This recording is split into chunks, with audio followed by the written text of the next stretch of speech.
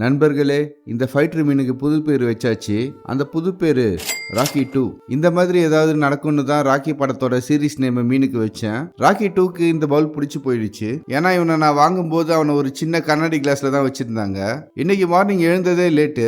வீட்டில் water purifier work ஆகல. So அதை மாத்துறதுக்காக வந்தாங்க. அதையும் மாத்தி கொடுத்தாங்க.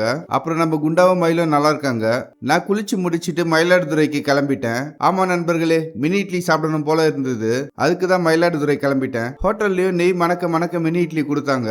அதை சாப்பிட்டு முடிச்சிட்டு இன்னைக்கு நண்பர்கள்லாம் வீட்டுக்கு வரதால வீட்டுக்கு வர வழியில ஒரு கடையில பிரியாணி வாங்கிட்டேன். அந்த பிரியாணி கடையில பிரியாணியை பார்க்கறதுக்கு நல்லா இருந்தது.